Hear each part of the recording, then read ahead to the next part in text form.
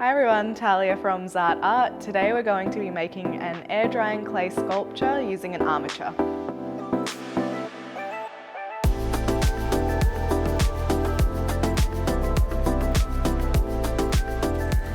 So for materials that we're going to use to create our armature, I've got some nice fine paper here. So this is just like bulky newsprint paper. You can use newspaper as well. So as you can see, it's quite light, easy to tear. So we need something that will work well when you crunch it up. We've also got some wire.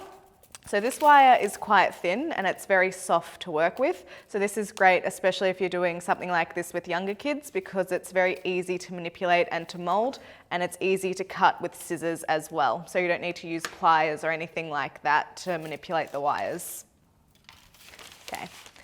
Now for the first step, what we're going to do is crush up the paper to create a form. So this will just be a basic form or basic shapes for what the finished piece will look like. So today we're going to be sticking to a theme of animals. So I'm going to create an armature for a rhino figure, but because we're just making basic shapes and just starting off using the air drying clay to make a sculpture, it's just going to be a basic cartoon like rhino.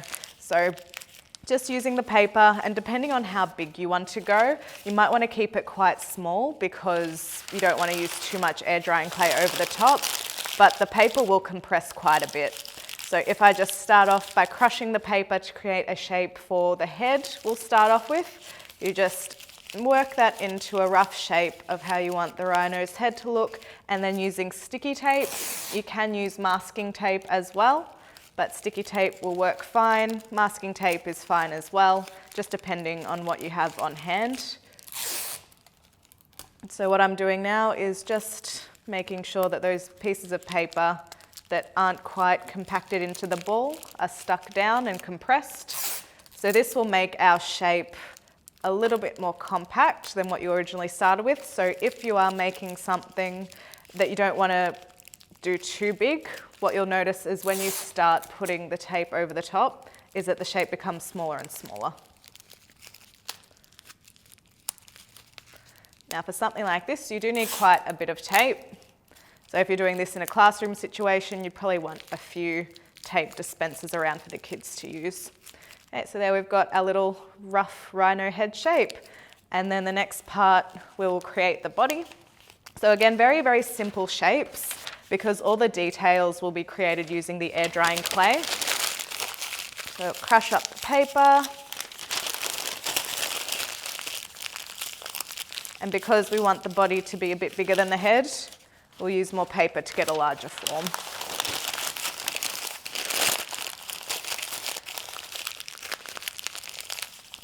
Now once you've got your paper the right size, you can start to manipulate it to create a shape that you want to work with. So now we've got a shape that I'm happy with. We'll start adding the tape.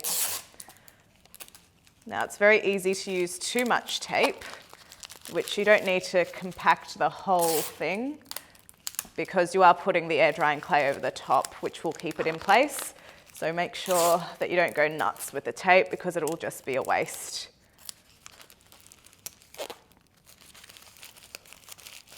Okay, so we've got our rough body shape, we've got our head shape there, and you can keep adding more. So looking at this, I think I want the body to be a bit bigger or a bit longer, so what I'll do is put another piece of paper over the top of that. And what's great about this is you can keep adding and you can keep putting more paper into the right shape. And what I'll do with this is just tighten around the middle of the body, just to give that differentiation between the front half and the lower half of the animal's shape. But you can also do that with a tape as well. So what I'll do here is just do a tight layer of tape to get that shape. There we go. So happier with that shape, I think that's long enough. And what you'll realize is when you start adding the air drying clay is that your form will become much bigger. So don't go overboard with making things too large, otherwise you'll be using a lot of air drying clay and that could be a waste. So now that I've got my rough shapes made out of paper, I'll start using the wire. So the wire is just a little bit of a guide of where you're going to be putting the smaller details like the arms and the legs. So instead of filling out the whole middle shape, what I'll do is wrap around the wire, and it's a little bit of practice figuring out how much wire you need or how long you want it. So this is just going to be the wire for the legs. So you can see there I've got a rough shape of where I'm going to keep the legs, and by wrapping the wire around that armature of paper, you can keep it nice and secure. So even if you need to adjust the height of the legs, again, you're putting the air drying clay over it, so if they're not completely symmetrical, you can add the clay to make them an even shape. So we've got those legs. I'll grab another piece of wire to do the back legs as well. So that's quite a long piece of wire. That's just because I'm going to wrap it around twice to make sure that those next pieces are nice and secure, and it's a bit easier to adjust how long you want the legs as well. So I can push that down a bit more because I want my legs to be shorter, and then I can cut off the excess wire as well. So if you do have enough wire to go across multiple tables or multiple people, then you can give them a bit more than what they'll need, just so you can cut off those little excess pieces. Okay, so we've got the legs back here, the legs up front, and now for the head, we'll just attach that with some more tape, and then we've got our rough animal shape. So if you wanted to do other animals, you could use this as a base to work off as well, because right now it doesn't really look like anything in particular, but using the air drying clay over the top, you can transform it into something else. So now we'll just attach the head to the body. So I'm just going to loop that over just to very slightly secure it, and then I'll put more tape over that.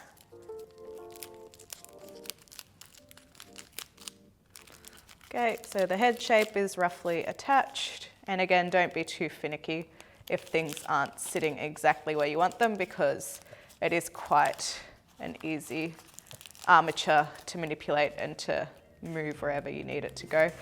So now when you're happy with the shape of the armature, and just remember it is a rough shape, you can put that to the side and start working with your air drying clay. Now this is EC air drying clay, which is quite a nice brand to work with because it's very smooth and easy to manipulate, and when you put it over an armature, it won't crack either. Okay, so now you've got your air drying clay. If you do notice it's starting to dry out a little bit, it's always good to have a little bit of water on hand just to keep it nice and moist. So need your air drying clay a little bit.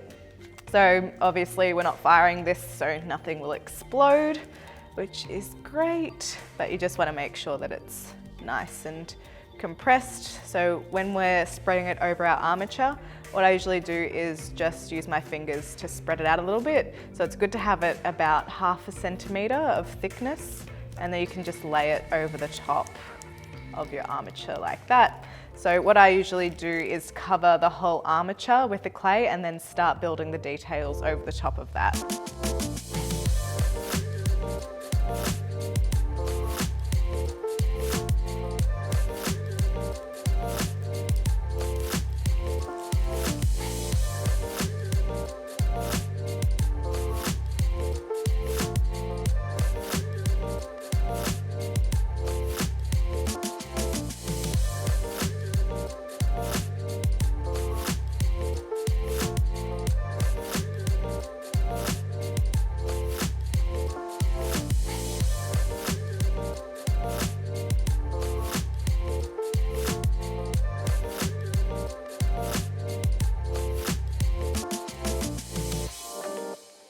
Now that we've got our armature roughly, very roughly, covered in clay, what I'm going to do now is start smoothing it over. And what you might notice is when you're working on this, some kids will be big smoothers and want to smooth it as they're going. So you can see there will be little gaps and things, but there's no need to worry about that because you can just put more air drying clay over those little cracks and then start working to smooth it over. Some students might get caught up in creating the finer details straight away, but working with sculptures, it's better to start building up from very simple shapes and then get to your more realistic shapes and your details. So by doing this, you get to make sure your shapes are correct before moving on to the fine details.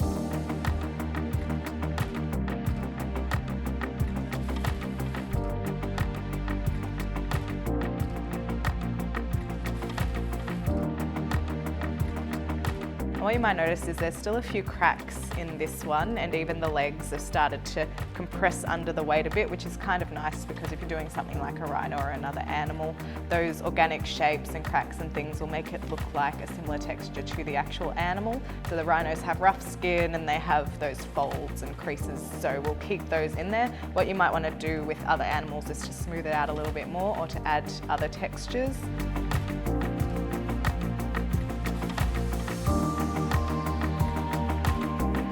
So now that we've covered our rhino and we've got it fairly smooth with the shape that we're looking for, what we're going to do is start adding some more of the details, so the ears, the horn, and what you'll also notice is there's quite a bit of the air drying clay being used, and the form has grown quite a bit from where we first started. So if you're doing this with a large number of students or kids, then you might want to do an even smaller armature because it will grow quite a bit as you add the clay over the top of it. So now what I'll do is just add the finer details like the horn and the ears to this shape.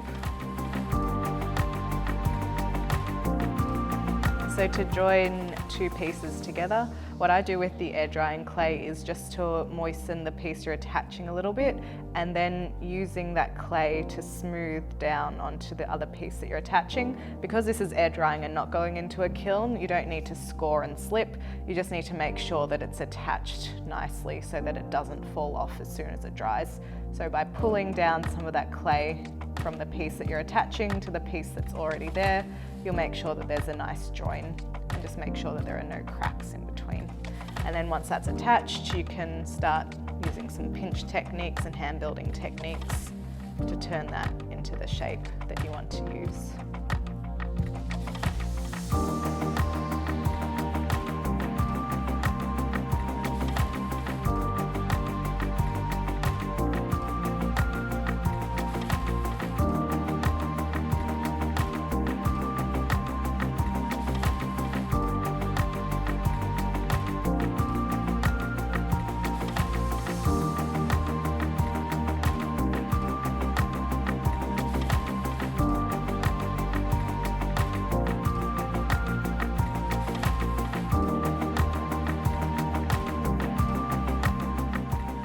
So now we've got our little details all done. You don't want to spend too much time smoothing over things and making everything perfect. It's more worth your time painting and making those details through that. So now we've got that where we're happy with it. The air drying clay will take about 24 hours to dry, depending on the climate and things like that. But we're going to leave this overnight to dry out and then we can paint it.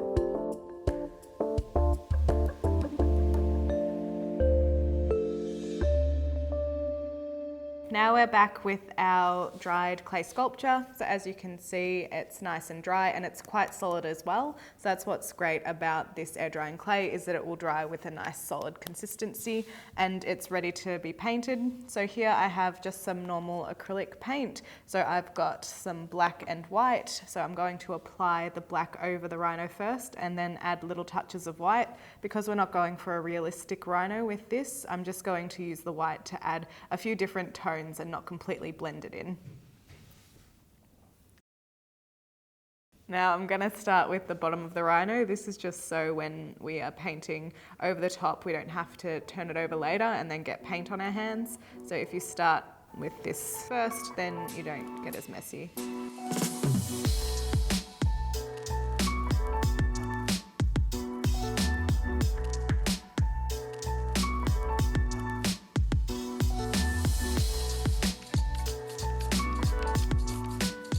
Now that you've got your undercoat for the rhino done, we're just going to use the white over the top. So the white and the black will mix together because it is still wet, but that will create some interesting tones of grey on the surface. So to create multiple tones in your painting, all you need to do is use a Taklon brush, so it's a much softer brush than something like a hog hair, and I'm going to apply a light coat of white over the black coat. What this will do is blend the colours, and by using some short, sharp brush strokes, you can see the brush lines over the sculpture.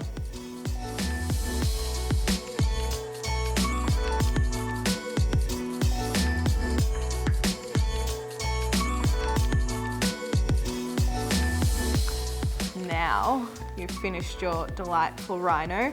So obviously there's different ways you can go about this. We've gone for an unrealistic look because it can take a long time to get the perfect shape as well as painting. Just because we wanted to paint this really quickly, we've done a half blending of the white and the black to make a kind of grey look. And because we didn't want it to look realistic, obviously we've stuck on Joggle eyes, we wanted to give it a kind of cartoon look. And it's a good way to practice some different brush and painting techniques as well to get some really interesting textures. So that's an easy way to make an armature with air dry and clay to create a really cute and fun activity for your kids to do.